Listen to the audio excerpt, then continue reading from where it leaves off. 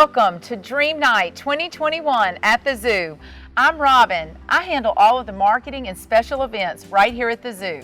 And I'm Liz. I work for BASF, the chemical company, and I do our science education. I'll be doing a little bit of creating chemistry with you guys later on. This is the 14th year that the zoo has hosted this fantastic event. Many of you, in fact, have probably been right here in the past. This year will be a little different. We're going virtual, but it's still going to be so much fun. Robin's right. BASF, this is our third year as the presenting sponsor, and we are so excited that we can be back here again this year to bring you Dreamnight 2021. Now, while it's going to be virtual and it will be different, we promise it's going to be a blast. You guys are going to get to do things the public never gets to do.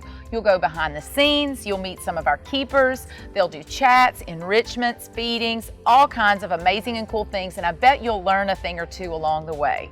So if you're ready, let's get started on our first encounter. We're going to meet something called a savanna monitor. Now that is not a city in Georgia, it's actually a really large lizard. So if you're ready, let's go on our first encounter. I have the pleasure of walking this little guy every day.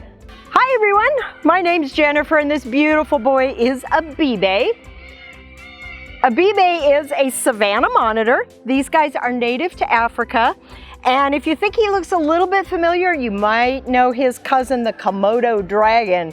Now lucky for me, he's not going to get nearly as big as a Komodo dragon does, because like the Komodo dragon, he is a venomous lizard. Now, Komodo dragon has enough venom to bring down a water buffalo.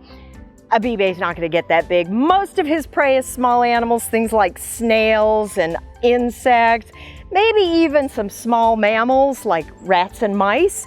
And they also eat carrion, which is a nice way of saying stuff that's already dead.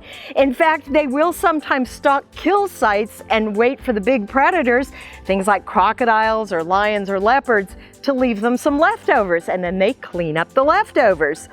Now, savanna monitors are usually found not out in the middle of the open savanna. They're found along the woodland stretches right up against the savanna. And they're also found along rivers, and they very frequently hang out near the rivers because, of course, the crocodiles are there. And the crocodiles are very messy eaters, so when they grab their food and sling it around, little bits of meat go flying, and the savanna monitors get to clean up the leftovers. A bee-bay is about 5 years old, and he's probably going to live to be 15 to 20 years here at the zoo if we're lucky. In the wild, they don't live nearly that long. In fact, about 50% of them don't make it to 5 years old. And believe it or not, one of the things that they have to worry about hunting them is other savanna monitors. The great big adults like a bee-bay will sometimes hunt the babies. So the babies have a trick. They climb trees. Now, a bee-bay is way too big to climb trees now, but every once in a while he still tries. He thinks he can do it, and he gets about 2 feet up, and then he realizes he's too heavy to make it up the tree, and then he just slides back down again, but he still likes to try to climb those trees. Well, we hope you enjoyed meeting a bee-bay, and I think you're headed to the kids zoo next. Let's see what's going to be waiting for you down there. Hi everyone, my name is Connor, and we're here at Kids Zoo today to see 2 of our cows that we have here. On my right here, this is Clyde, and this right here is Bonnie. Clyde is a belted Galloway cow. Typically you see them as black and white. They're called Oreo cows, but Clyde is really special. He's actually red, which is a recessive trait that he has, so he's really special. This right here is Bonnie. She's a miniature zebu cow. If you see Bonnie's hump right here, this helps her regulate her heat. So it's actually made out of pure muscle. It also has a lot of blood vessels in it, and that helps her regulate heat. And this is important because she's native to India, where it's very, very hot out. Clyde is native to Scotland, and as you can see, his coat is very, very shaggy and fluffy, and this helps keep him warm in the winter weather. So today they're eating a Timothy hay. We give them Timothy hay as well as grass hay. They are herbivores, so they only eat vegetables, primarily grasses. We also give them browse, and browse is usually a type of tree.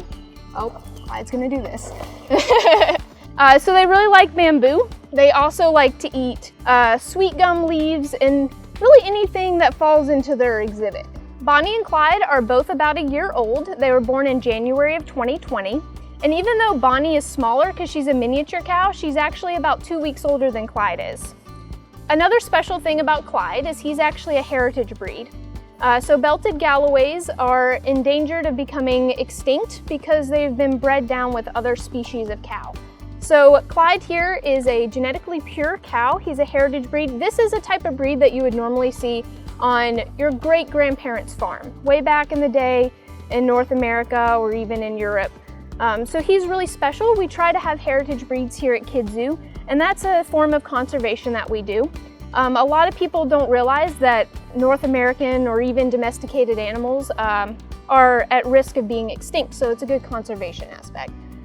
We feed them twice a day. They get grain twice a day, and then they get hay throughout the day too. So they're constantly eating. They are ruminants, so they have a four-chambered stomach. They have a four-chambered stomach, so they're constantly digesting food and they're chewing cud. Plant material is very hard to digest, so they have specialized teeth that help them grind down the plants and the hay material so that they can digest it easily. Hi, Clyde. Clyde will get a little bit bigger. He will probably be a full-size cow like you would see if you were driving down the road somewhere. Bonnie will not get much bigger. She is a miniature breed, so she'll probably get a few inches taller, but that's about it. So we're really lucky to have them here at Kids Zoo with us.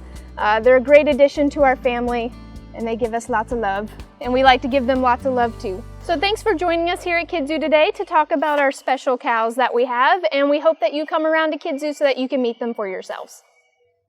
Hi guys, I hope you have a great night at Dreamnight. I hope you have fun at the zoo. My favorite animal is a rabbit because I have a pet bunny named Katie. Have you ever trained your dog or cat to sit or stand? Well, we've done the very same thing right here at the zoo. You'd be surprised to believe it, but one of our favorite striped friends, a tiger, knows how to do some of those very tricks. Let's go meet Juliana and she'll show you what all he can do. Hey, hello everybody, my name is Juliana and I'm a primate and carnivore keeper here at the Baton Rouge Zoo. Today I am joined by Seitu. He is one of our 5-year-old Sumatran tigers. Today I'm going to show you guys a little bit about what a training session looks like and why we do training. So we do training to help them participate in their own medical care. So like how you guys go to the doctor, the vet actually comes to them. So if he has like a hurt paw or we need to look in his mouth, we actually train him to let him actually do that voluntarily. One of the things we also work on is getting him to take injections voluntarily. So if you guys have to go to the doctor and get a shot, he can get a shot just like you guys, but he's desensitized to it. So he's like, oh, this is fine. So I'm gonna feed him some meatballs and get him ready.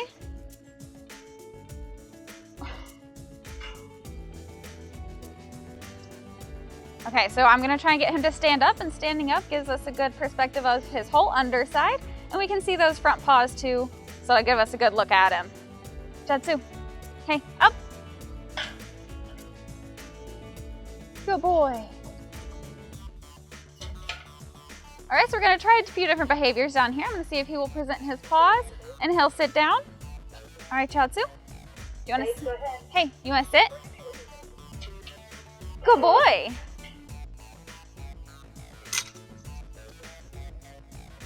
Chatsu, paw, paw. Good boy. Oh, I'm sorry. How about this paw? Paw. Good boy.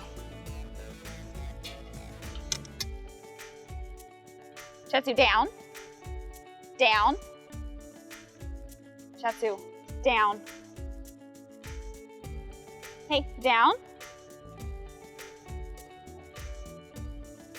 Good boy. Chatsu, sit. Good.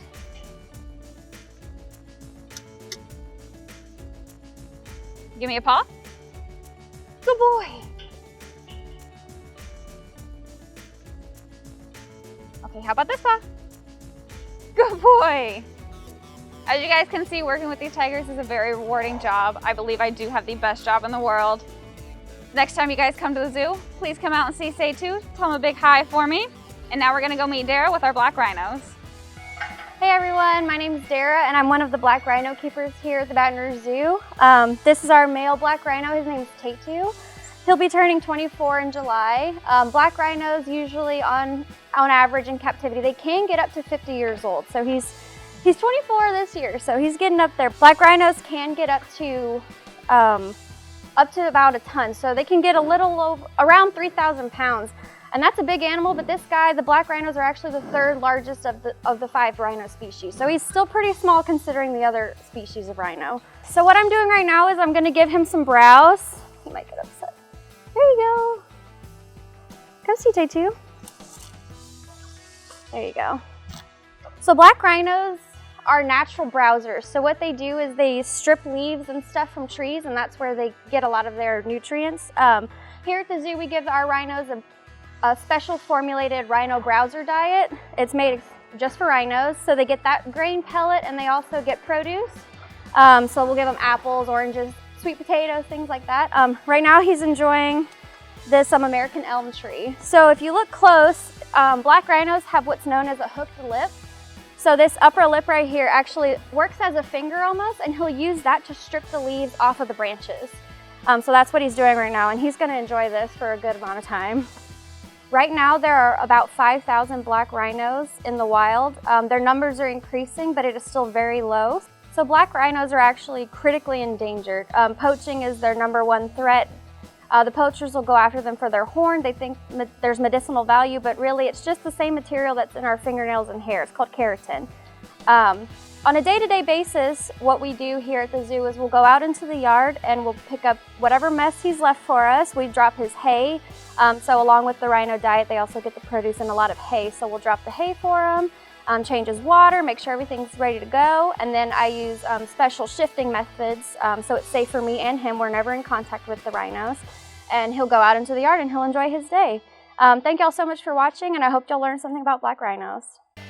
Hey everybody, I hope you have a great night at Dreamnight tonight. Make sure to look for my favorite animal, the fish, because I like to catch them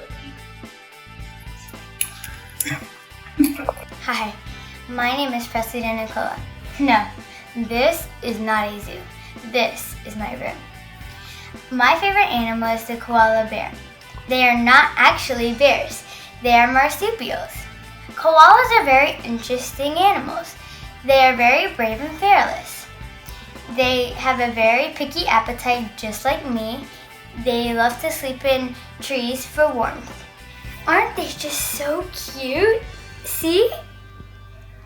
Primates are some of the most popular animals here at the Baton Rouge Zoo, and we are going to go meet one called a Sai-Mang. Now, these primates are not monkeys. They're actually called a lesser ape. What does that mean? Let's go talk to a keeper and find out more. Hey, it's me again, Juliana. One of the beauties of working in a zoo is the diversity of animals I also get to work with. So today I'm going to tell you guys a little bit about our Sai-Mangs. I'm going to feed them a little bit and give you a good general knowledge of what these guys are like. So these guys are actually Sai-Mangs. These guys are considered lesser apes. So they're not quite the ape, but they're also not a monkey. And one good distinctive factor is they don't have tails. And you guys will see they have thumbs and appendages, more like apes than a monkey would. So here at the Baton Rouge Zoo, we have 3 Sai-Mangs. We have a mom, a dad, and a baby. Maxine, the mom, is 28. We have Bud, the dad, who is 37. And we have Hantu, the baby, who is 5 years old. So here I'm just gonna feed them some grapes. These guys are very personable. So you'll see they just gently take it from me. These guys are great. They're one of the most interactive animals we have at the zoo. So sometimes you'll see in here, like today, we have some toys in here for them to play with throughout the day. We give them different foods for enrichment, just kind of like how you guys eat pizza as a toy. These guys also eat different things. So grapes are a fun treat for them. In the wild, these guys' diet consists of about 60% of fruit. So these guys are very important for seed dispersal because whatever comes in has to come out, and fruit is very fibrous with lots of seeds. Now you will see these guys have super long arms. It's about as long as their body, maybe a little bit longer, which is good for when they swing. It's actually called brachiating because they do a hand over hand motion, kind of like you guys would on the monkey bars, which is unique to Sai-Mangs. And sometimes if you're here early in the mornings, you will hear them calling very loudly. If you take a look at them as they're calling, they have what's called a throat sac under their chin. It's very loud, and what it is actually them just being territorial. So they're letting other siamangs in the area know that they are here and this is where their family resides. So as you guys can see, it's very unique working in a zoo. Lots of different animals. You never know what you're gonna work with on a daily basis. Hope you guys learned a little bit about siamangs. Hope you love them as much as I do. We're gonna go back to my friend Dara with the Red River Hogs. Hey everyone, it's me again. I also take care of the Red River Hogs here at the zoo. So this guy, his name is Yoda. He is 14 years old and he'll be 15 at the end of the year. Red River Hogs can get up to anywhere between 15 and 20. So he is our old man. We're taking really good care of him though. Right now actually he's enjoying a nice ice treat that I made for him. It's just a big popsicle essentially. And it has all of his favorite things. He has apples in here, sweet potatoes. He really enjoys lots of fruit and stuff. Besides produce, we also give him a grain diet, and it's specially formulated for older pigs, so it's perfect for him. Red River Hogs are from the wetland areas of Africa, so that's where the term river comes in. They're really actually good swimmers. And this guy, they're known as Red River too because they've got this nice orangey red coat. Red River Hogs also use this tail. They have hair on the end of their tail. They'll use that as a fly swatter. They also have these really cool ear tassels, and they use it for the same reason, to get rid of flies and such. Red River Hogs use their nose as a really cool tool. So these guys will root around, so that just means they use it as like a shovel, and they push the dirt around this whole yard. You can see for yourself, he has destroyed this yard and he's made it his own place, and he has fun in the mud.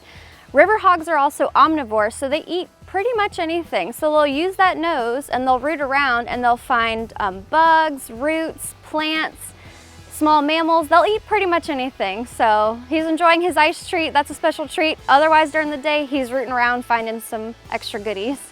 One of my favorite things about being a zookeeper is getting really up and close and personal to some of these guys.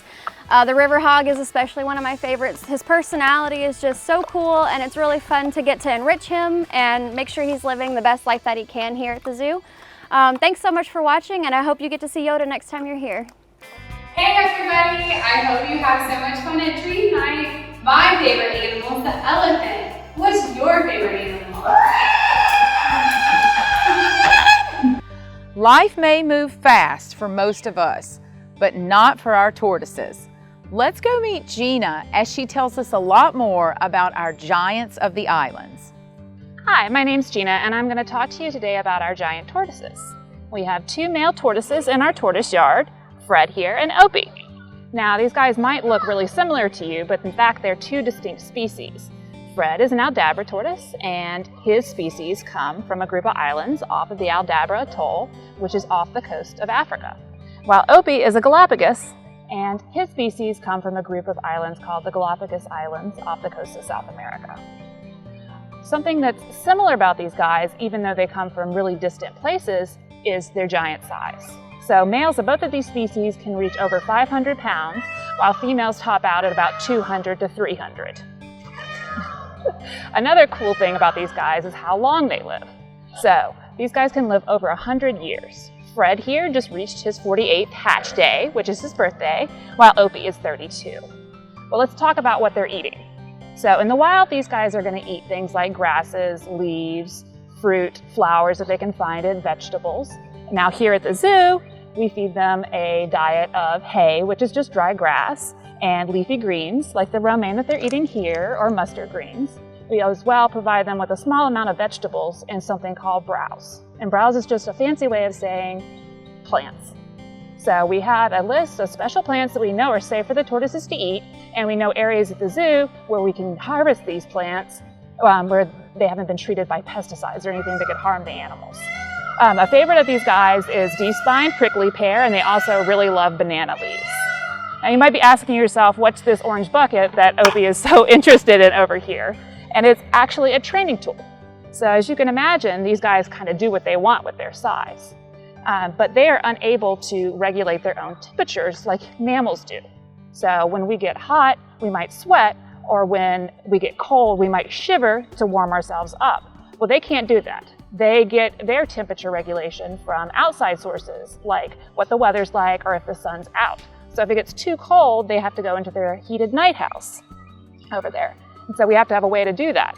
So they've learned to associate this bucket with positive things, In Opie's case, he really loves bananas as a treat, and Fred here really loves neck rubs. So they just know that if they approach the bucket and touch it, they get rewarded with the thing they like, and that way we can get them into a safe space on cold nights. Thank you so much for attending my tortoise chat, and now I'm going to send you over to our zoo veterinarian, Dr. Michael Warshaw. Hi kids, my favorite animal is a giraffe. Hope you all have fun tonight. Hey guys, I am Dr. Warshaw and welcome to the Baton Rouge Zoo Veterinary Hospital. Today we're going to be doing an exam on our giraffe here, and I'm just going to kind of walk you through what that looks through. So typically for exams for me, I always start in front at the head. I check most of their nostrils. I'll open up their mouth and look at their teeth. After that, we'll take a look at their eyes. We'll look at both the front and the back parts of their eyes. And always make sure we look at both of them. And then we'll go ahead and switch out and take a look in their ears as well. Make sure there's nothing going on inside of their ears. Giraffe are really cool in the fact that these two big bumps on their heads are called ossicones, and those are actually part of their skull itself. They're not horns or antlers like other species have. So we'll feel all the way down their neck, make sure everything feels okay. Give them a good listen on their heart and lungs.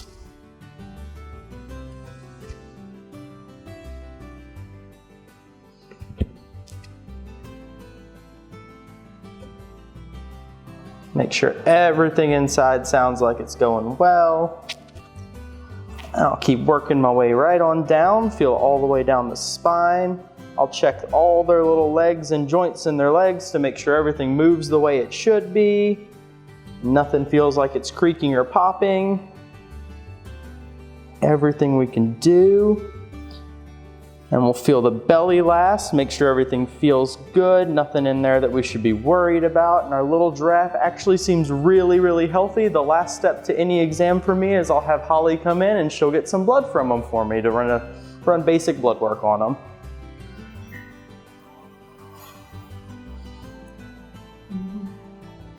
And we'll get blood from the leg. And we'll send that off to the lab to make sure everything looks all good and they get a nice clean bill of health. And that is kind of a basic exam here at the vet hospital. And so we look forward to seeing you out here next time, and it's been really nice having y'all. Hey boys and girls, are you excited about Dream Night at the zoo tonight? We are too. My favorite animal is alligator. Do you know what alligators drink? Gatorade. My name is Colton J. Danicola.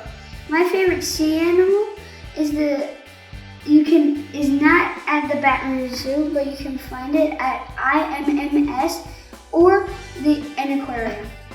It is the stingray because it's so fascinating and it hides in the sand whenever it tries to hide from predators and whenever it tries to catch its prey. The predator that is the worst to the hammerhead shark. It's the stingray is the hammerhead shark. Sorry about that. And it eats like fish. My second favorite animal is a land animal. You can find it at the Baton Rouge Zoo. It's the cheetah. Hi everybody, it's Miss Liz again. So we have been learning all about the amazing animals out here at the zoo, and we are going to finish up our Dream Night with a really cool experiment. So at BASF, we are the world's largest chemical company, and what we do is we create chemistry every day. So today, I have a really fun activity where we're not only going to be creating some chemistry, but we're also going to be creating some pretty fantastic, colorful insects. Do you have any idea what they might be? What's an insect that's really colorful and beautiful? Maybe a butterfly. So we are going to use chemistry through the magic process of something called chromatography. I know that's a big word, but it's really simple. It's all about separating out mixtures. So we are going to use chromatography, and we are going to create these awesome, beautiful chromatography butterfly magnets. So in your bags, you have all the supplies that you need to create your beautiful butterfly. But let's review them real quickly, okay? So you're gonna need your paper plate, put that right in front of you. You're gonna need your coffee filters. You should have 2 in your bag. We're gonna lay our coffee filter right there on the paper plate.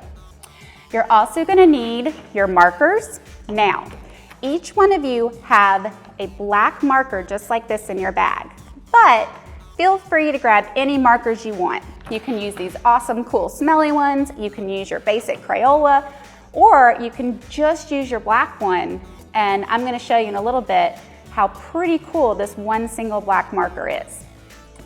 You're also gonna need your Google Eyes, your clothespins, your pipe cleaners, your magnets, grab a pair of scissors if you have them, your glue, and a spray bottle, okay? If you don't have a spray bottle, no worries, just get yourself a glass of water. All right, now at BASF, we create chemistry every day, like I said, but we make sure that we do it as safe as possible. So safety is the most important thing for us at BASF. It's probably the most important thing for everybody out here with the zoo, making sure the animals are safe. So we want to make sure that we do our experiment as safe as possible. So also in your bag with all your materials are a really cool, stylish pair of safety glasses. So just take a few minutes, put your safety glasses on.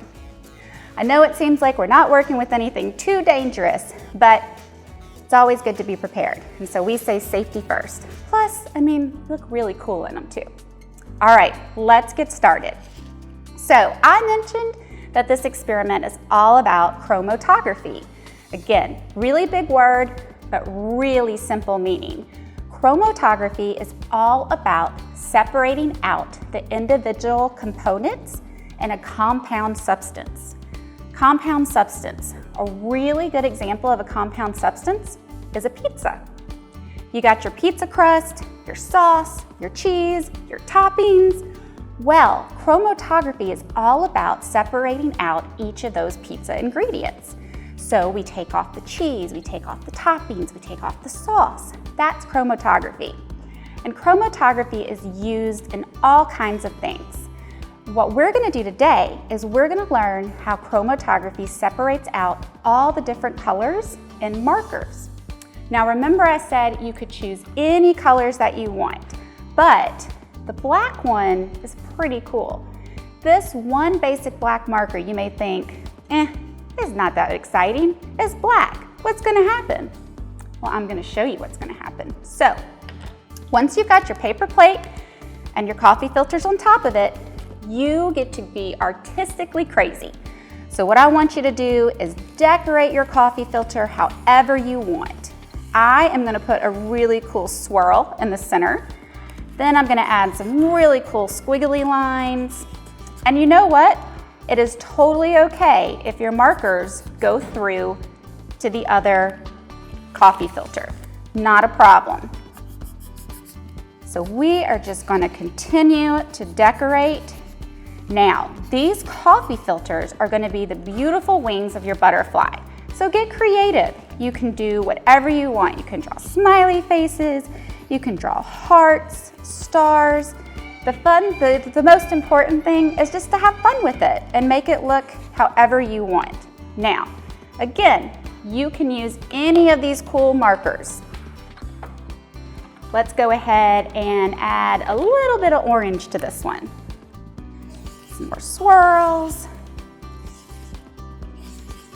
But remember I said the black does something really cool. So this is where the chemistry happens. This is where we learn about and see the process of chromatography. So if you've got a spray bottle at home, just fill it up with some plain old water, or if you don't happen to have one, not a problem. Just get yourself a glass of water. I know you gotta have that at home. Get yourself a glass of water and you can stick your little fingers in and drip, drip, drip, drip, drip, make some rain on your butterfly wings. If you do have a spray bottle, you're just gonna take it and spray your coffee filter. Now you wanna make sure you get it wet, but you don't want it soaking wet. That's just gonna make a big mess. So you just wanna lightly go ahead and spray your coffee filter. And right away, the chemistry magic starts to happen. I don't know if you can see on the video, but Does it look like something's happening to the black ink? To me, it looks like it's expanding. When the water hits the ink, the water caused that ink to expand. And when it expands, all of these different colors come out. Did you know that? Did you know that in this one black marker, there's all these different colors? I'm seeing some blues and purples, some yellows. Now, what's going on with your coffee filter? Maybe if you put some green, you might be seeing some blues and yellows come out of that. Maybe if you use some browns, you're seeing some reds come out of that. Well, that again is chromatography. Pretty simple, huh? And we get to make these beautiful butterfly wings using chemistry and chromatography. Now, the important thing is what you want to do is you can go ahead and separate.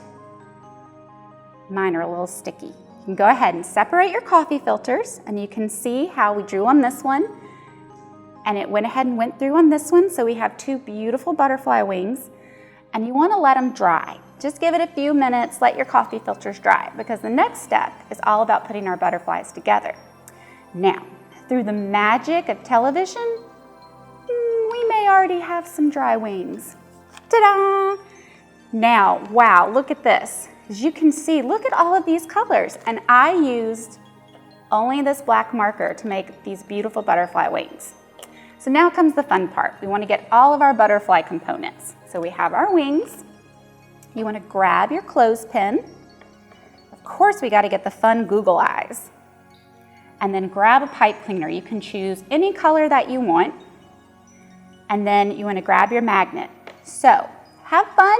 Go ahead and color your butterfly body if you want. You can color it whatever you want, any colors. Maybe, let's make this one blue. It's a beautiful blue butterfly. So you're just gonna color it real quickly. I'm not gonna do the whole thing because you guys know how to color and you don't wanna watch Miss Liz sit here and color. All right, so we have our beautiful butterfly body. Now we gotta add the wings. So we're gonna take our coffee filter and we're gonna do this accordion fold. You know how to do that? Maybe you've done it in school to make a fan or something, where you fold one side and you flip it over to the other and you just fold right on down till your whole coffee filter is nice and folded. You're gonna grab it in the middle, do a little twist, and then we're gonna attach our wings to our butterfly body. Open our clothespin and ta-da! Wow, these are some pretty wimpy looking wings. So let's go ahead and spread them out a little bit. Make sure that this butterfly can fly. All right, we got our butterfly wings all spread out. Looking beautiful. Okay, now what we're gonna do is we're gonna add our antennas. So depending how long you want your antennas, they can be the whole length of the pipe cleaner, or you can take some scissors, cut them in half, make some littler ones. What I like to do is just bend them, and then I just pop them in between the clothespin. You can also glue them on. It just kind of depends what you want to do. Then I like to take mine and make them a little curly Q. So we've got some little fun antennas going on. You can wrap them around your fingers. That can kind of help you make the shape. All right, so we've got wings, we got antennas. What do we need? We gotta have eyes so our butterfly can see where it's flying. Now, in your bag, you've got the cool Google eyes that you can peel off and stick. But Miss Liz isn't that cool. So I just got the regular old Google eyes that I'm gonna have to glue on. So bear with me. I'm just gonna take a little bit of glue, put it on my clothespin right where I think eyes would be on a butterfly. Pop on one, pop on two, and ta-da! Looks a little silly, but I think he's pretty cute. Now, here's the fun part too. What you can do with your butterfly is turn it into a magnet. So you can put it on your refrigerator or give it to your mom or dad or grandparents. So you've all got a magnet in your bag as well. This one's a little bit longer, so I'm just gonna cut a little piece off. I'm gonna peel this sticky stuff off the back, pop it on the back of my butterfly, and voila, you should have your very own beautiful chromatography butterfly. So I hope you guys enjoyed making chemistry with me. I hope you guys all have awesome butterflies. I know you do. I bet their wings are gorgeous. I bet you got to see all of the inks expand, put crazy little antennas and Google eyes on them. But the important thing is to know that you guys were creating chemistry, making something beautiful, and hopefully having a lot of fun doing it. So again, thank you guys so much. BASF is so excited to be creating chemistry with you and the zoo today. I'm gonna go put this on my fridge. So see you guys later. Thanks. Thank you so much for coming to Dream Night at the Zoo 2021. BASF had so much fun creating chemistry with you. I want to make sure that you all post your beautiful chromatography butterflies out there on social media so that we can share them with everyone. We can't wait to see them, and we know the world would like to see them too. Tonight has been so special, and we are so glad that you have been a part of this. We love you all, and we cannot wait to see you right back at the zoo next year. Bye. Bye.